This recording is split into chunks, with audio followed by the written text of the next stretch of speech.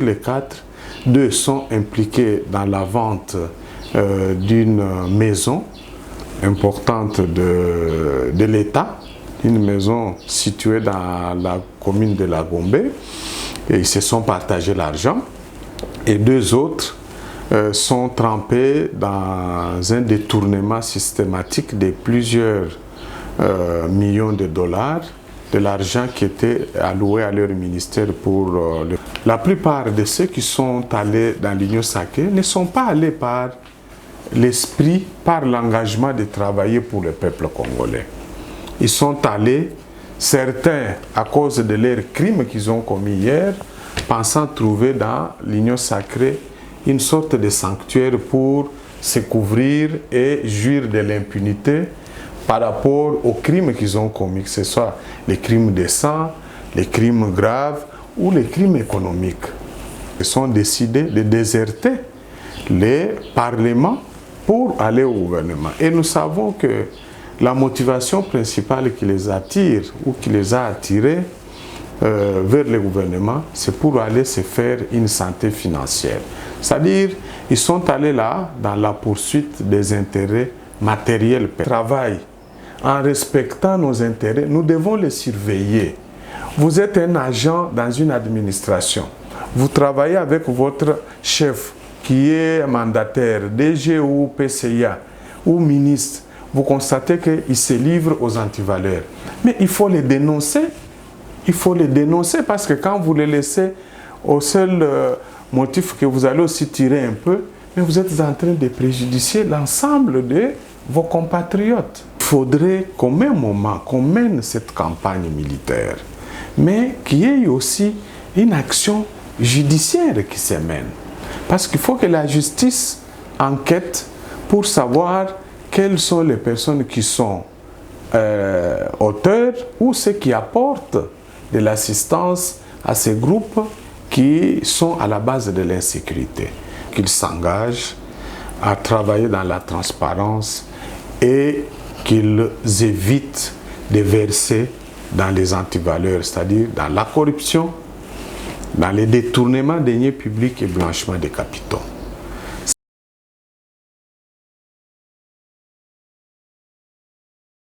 Mesdames, Mesdemoiselles et Messieurs, bonjour. Bienvenue à votre émission Les décryptages de l'information qui vous est présentée par Marlène Bampembambi sur votre chaîne GCT Magazine. Vous êtes nombreux de partout à nous suivre. N'oubliez pas de vous abonner massivement sur GCT Magazine, Jeunesse Congolaise au Travail TV et surtout cliquez sur la cloche de notification pour avoir des informations en temps réel. Pour vous, aujourd'hui, je reçois M. Georges Kapiamba. Il est président de l'Association congolaise pour l'accès à la justice, à qui je dis bonjour. Bonjour. Vous allez bien, M. Oui, je vais bien. Après 2 mois, ouais. C'est déjà la sortie du gouvernement. Ouais. Et il y a eu des réactions partout. Vous êtes satisfait de la sortie du gouvernement, mais vous êtes préoccupé par rapport aux 4 ministres reconduits qui ont été cités pour détournement de fonds publics. Ouais. Vous pouvez apporter de preuves à ces sujets? Oui, bon, je voudrais d'abord rappeler une chose, c'est que nous avons salué la publication enfin du dit gouvernement parce que nous en avions fait aussi une question de plaidoyer. Nous avons mené beaucoup d'actions, de pressions que nous avons exercées pour que la sortie de ce gouvernement ne traîne pas, étant donné que la situation socio-économique du peuple congolais se dégrade de jour en jour, sans oublier surtout cette insécurité qui sévit la partie orientale, les provinces de l'Est principalement, nord, sud, Kivu, Ituri, où on égorge chaque jour les hommes et les femmes, on enlève, on incendie des maisons. Et donc pour nous, nous pensions que le gouvernement est un outil important qui doit permettre à la population de trouver des solutions à ces problèmes. Donc voilà pourquoi nous nous étions beaucoup mobilisés. Alors nous avons mentionné que tout en nous disant au moins contents qu'ils soient publiés, mais nous avons exprimé notre profonde préoccupation par le fait qu'on a reconduit au moins 10 anciens ministres. Et parmi les 10, nous avons checké, nous avons constaté que 4 font partie de ceux qui sont dans notre système de monitoring, d'enquête, qui renseigne que sur les 4, 2 sont impliqués dans la vente d'une maison importante de l'État, une maison située dans la commune de La Gombe, et ils se sont partagés l'argent, et 2 autres sont trempés dans un détournement systématique de plusieurs millions de dollars de l'argent qui était alloué à leur ministère pour le fonctionnement. Alors nous avons considéré que le fait de les avoir reconduits constitue une tache d'huile pour ce gouvernement et qu'il faudrait que le président de la République et le Premier ministre prennent rapidement des mesures conséquentes pour les écarter. Et aujourd'hui, la population s'inquiète dans le nouveau gouvernement de l'Union sacrée pour la nation.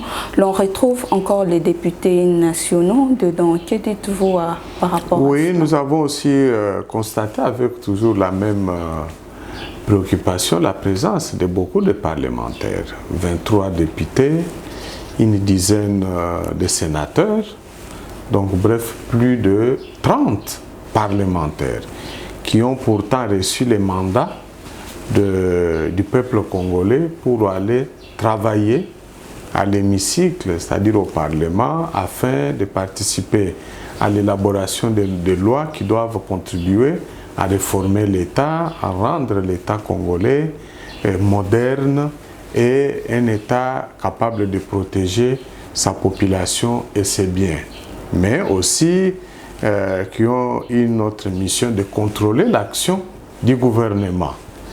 Mais voilà qu'au lieu de continuer à faire ce travail, parce qu'ils ont eu le mandat de 5 ans, de faire ce travail durant 5 ans, ils se sont décidés de déserter les parlements pour aller au gouvernement. Et nous savons que la motivation principale qui les attire ou qui les a attirés vers le gouvernement, c'est pour aller se faire une santé financière.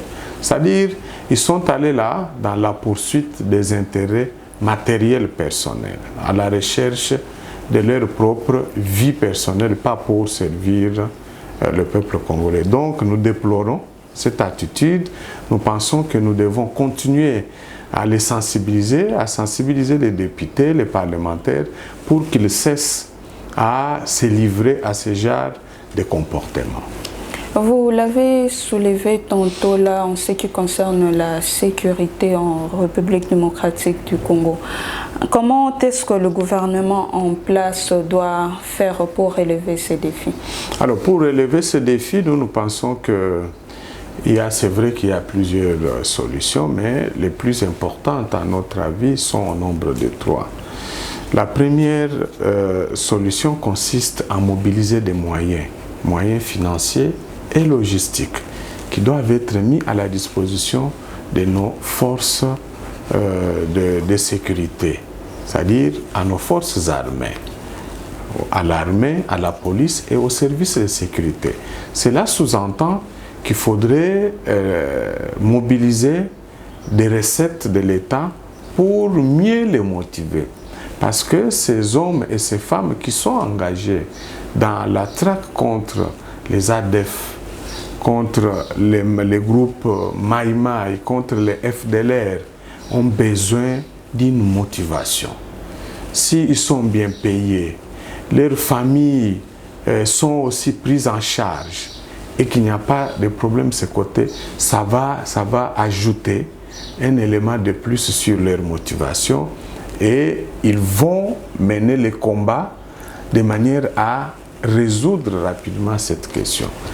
Les moyens logistiques, c'est tout ce qu'il y a comme des moyens modernes militaires, munitions, armements modernes, véhicules, moyens de communication. Donc il faut que le gouvernement mobilise rapidement des moyens pour répondre à cette question parce que nous savons qu'il y a un déficit de ce côté.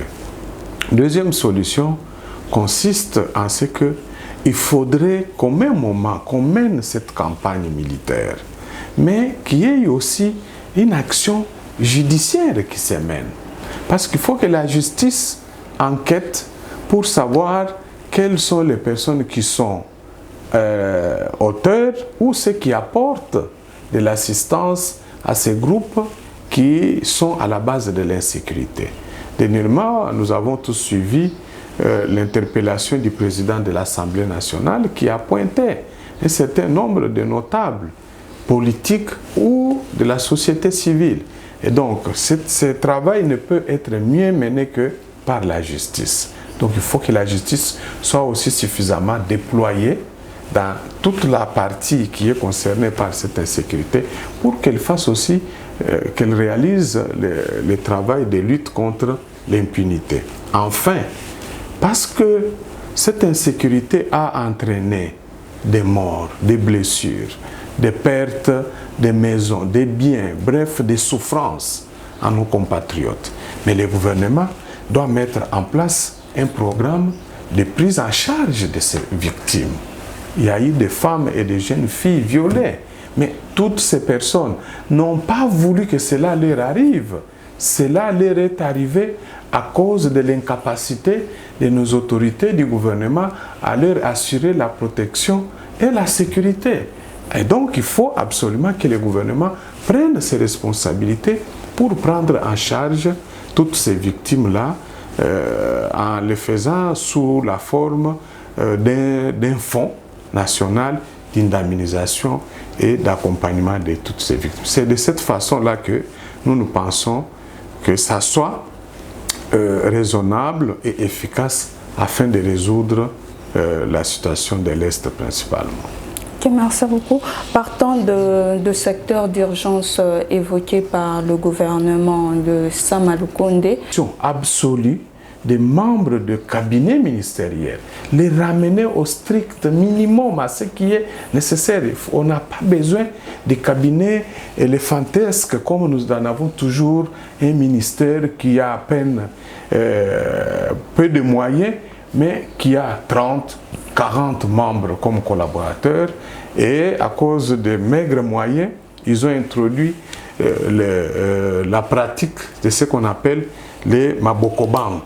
Ça veut dire que on paye, le trésor public libère l'argent avec des salaires, par exemple 1 million pour chaque collaborateur du ministre, parce que le ministre, au lieu d'en avoir 20, lui en a doublé, c'est-à-dire 40.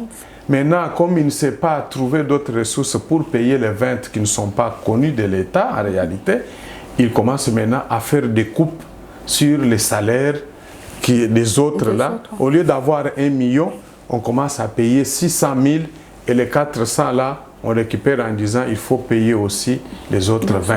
Ça, c'est une pratique, c'est de la corruption et des détournements des deniers publics. Il faudrait que le Premier ministre, et nous, la CAJ, nous allons surveiller ça, que cette pratique s'arrête.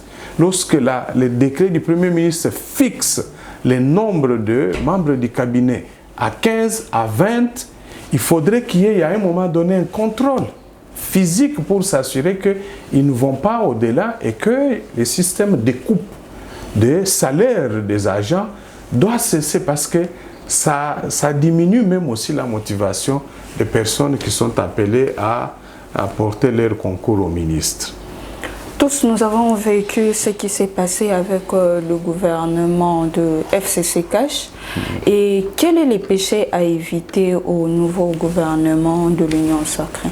Alors, principalement, le péché fondamental, c'est qu'il faudrait que les membres de ce gouvernement, en commençant par le Premier ministre, il faut qu'ils s'engagent à travailler dans la transparence et qu'ils évitent de verser dans les antivaleurs, c'est-à-dire dans la corruption, dans les détournements de deniers publics et blanchiment des capitaux. C'est ça le péché fondamental.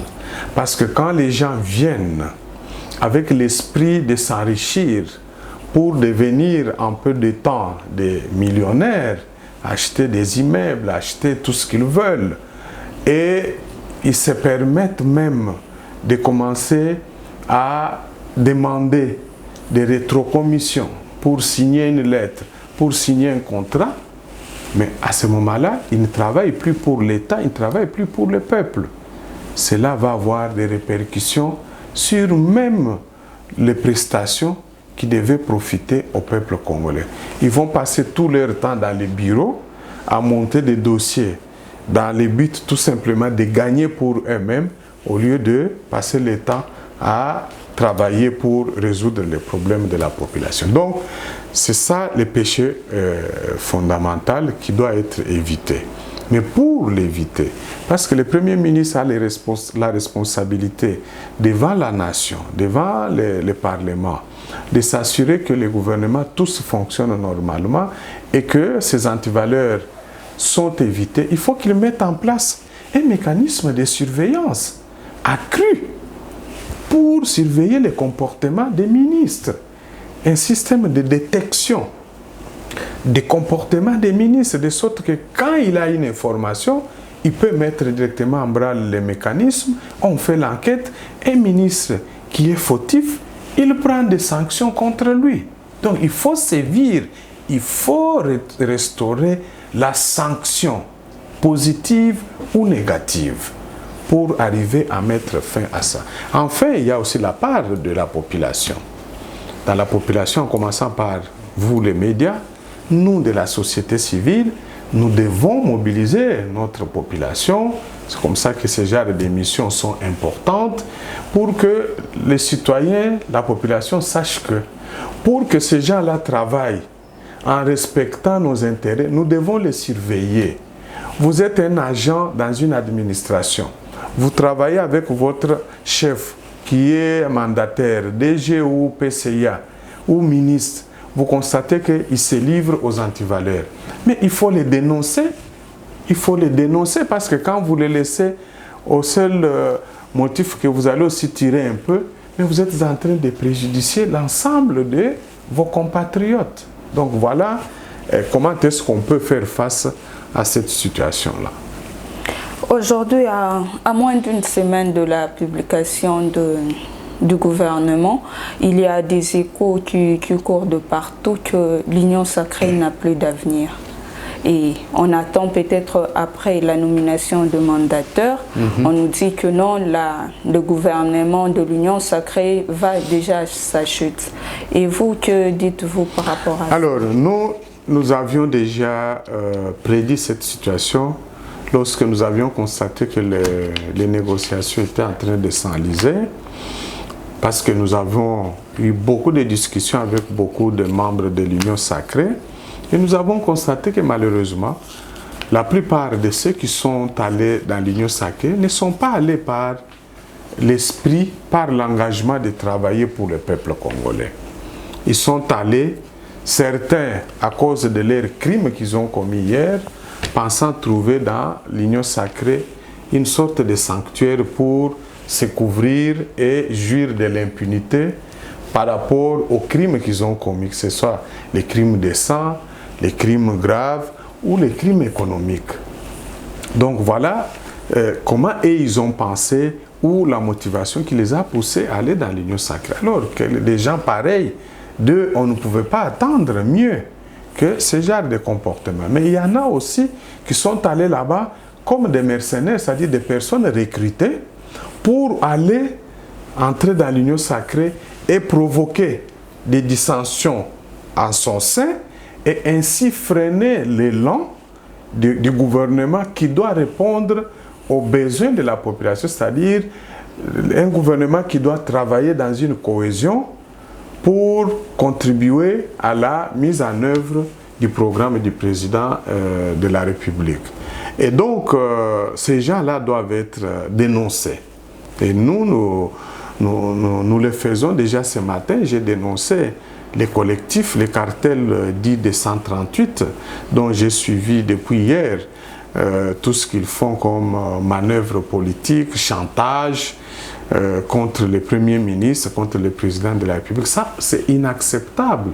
Les gens ne doivent pas penser aller en politique pour réaliser leurs propres intérêts. le peuple congolais n'a pas élu de députés pour que ces députés aillent là-bas commencer à rechercher seulement leur propre bonheur. Aujourd'hui, nous avons un gouvernement qui ne pouvait pas prendre tout le monde. Comme nous avons aussi le Sénat et l'Assemblée nationale avec un nombre limité parce qu'on ne peut pas prendre tout le monde. Et donc, ceux qui sont là comme ministres, mis à part les 4 sur lesquels nous allons continuer pour qu'on puisse les évincer, mais tous les restes, ce sont des Congolais et des Congolaises, dont la plupart offrent des garanties, des compétences et des moralités, selon notre propre analyse. Donc nous devons leur faire confiance, nous devons les soutenir, mais tout en restant vigilants pour que nous puissions détecter ceux qui tenteraient à dévier ou à verser dans les antivaleurs, nous allons les dénoncer. Donc ils doivent travailler parce que ce sont des membres du gouvernement de la République du peuple congolais.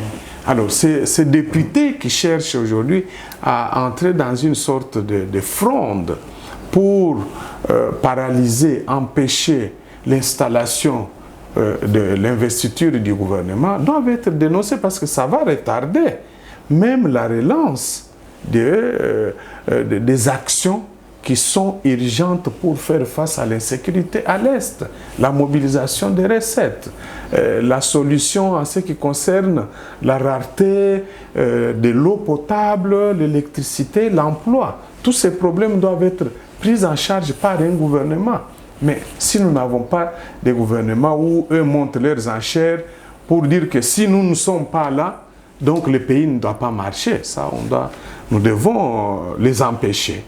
Et nous avons commencé déjà à faire des pressions sur eux et s'ils continuent, je crois que nous allons demander à la population de s'occuper de chacun d'eux.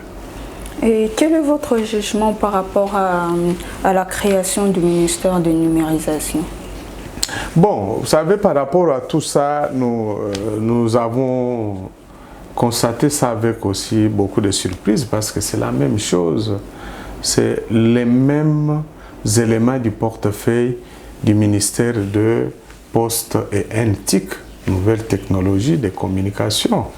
Et donc, on a multiplié comme ça des portefeuilles qui vont se chevaucher. Parce que c'est les mêmes objets. Quand on parle de nouvelles technologies de communication, on voit les numériques dedans. Ça veut dire c'est la digitalisation, numéralisation des éléments, des données. Mais ça, c'est déjà compris dans les attributions du ministre en charge des postes et NTIC. Est-ce que ça valait la peine de créer encore un ministère numérique? Pour moi, je crois que c'est un ministère inutile. Et un mot de la fin pour conclure notre émission? Alors, le mot de la fin, je crois que par rapport à l'ensemble, je peux dire que la première chose pour notre pays, c'est que nous devons mobiliser notre population à ce que nous puissions soutenir aujourd'hui le gouvernement qui est là. Nous devons les soutenir. C'est vrai que nous avons des préoccupations pour quelques membres, mais ça peut se résoudre. Ça ne va pas empêcher que ce gouvernement n'entre pas en fonction. Et de deux, nous devons travailler de manière à empêcher les revendications inacceptables de quelques députés membres de la plateforme Union Sacrée. Et s'ils continuent, parce que ce qu'ils ne savent pas, c'est que s'ils empêchent aujourd'hui au gouvernement Sama Lukonde d'être investi, ça constituerait des motifs valables pour que le président de la République prononce la dissolution de l'Assemblée nationale. Et donc, ils ne doivent pas penser qu'ils sont là-bas comme des dieux tout-puissants. Le chef de l'État peut mettre fin aussi à leurs activités à tout moment. Et donc, ils doivent être vigilants, prudents dans ce qu'ils font. Il faut qu'ils reviennent au bon sens, qu'ils se mettent en ordre utile pour que lorsque ce gouvernement ira à l'Assemblée, qu'il vote son investiture, mais comme nous l'avons dit, qu'il reste rigoureux dans les contrôles de l'action du dit gouvernement. Ça veut dire que lorsqu'ils vont constater que tel ministre a dérapé, il faut l'interpeller. S'il faut demander à ce qu'il soit évincé, vous faites voter une motion de défiance contre ce ministre et puis il va être rejeté du gouvernement. Et une dernière question, un message à la population, puisque nous savons la population attend beaucoup de ce nouveau gouvernement. Oui, la population doit continuer à exiger l'amélioration de ces conditions auprès de ce gouvernement parce que un gouvernement est important, c'est pour prendre en charge les problèmes de la population. Et donc, pour y arriver, il faut que la population se mobilise, s'intéresse à tout ce qui se passe, émette ses avis. Et il faut que la population décourage les actions du genre de ces collectifs de 138 députés. Pour leur dire, si vous continuez à faire ça, parce que nous savons que si vous le faites, ça va retarder le démarrage des activités du gouvernement. C'est ça. Or, s'il n'y a pas de gouvernement, c'est la population qui va continuer à souffrir parce qu'il n'y aura pas d'interlocuteur valable qui devra au moins recevoir ces doléances, les examiner pour trouver des solutions. Or, nous avons intérêt à ce que ce gouvernement démarre rapidement, même d'ici la semaine prochaine, pour se mettre au travail. Et la population doit savoir que le fait de mener ce genre d'action, ça rentre dans ce qu'on appelle le contrôle citoyen. Donc, il faut que tous on se mobilise, nous apportions notre soutien au gouvernement, mais tout en restant vigilants, par rapport aux membres du gouvernement qui vont verser dans les dérapages, dans les abus, pour qu'ils soient dénoncés et que nous demandions que la justice puisse les poursuivre pour qu'ils soient sanctionnés. Nous vous disons merci beaucoup, M. Georges Kapiamba, pour votre disponibilité. Chers internautes, mesdames et messieurs, merci d'être branchés pour suivre votre chaîne JCT Magazine. Pour vous, aujourd'hui, nous avons reçu M. Georges Kapiamba. Je l'ai dit à mon annonce qu'il est président de l'association congolaise pour l'accès à la justice, et avec lui nous avons parlé au sujet de l'actualité de la publication du gouvernement de l'Union sacrée pour la nation. Quant à moi, je vous dis au revoir et on se retrouve à très bientôt. Merci.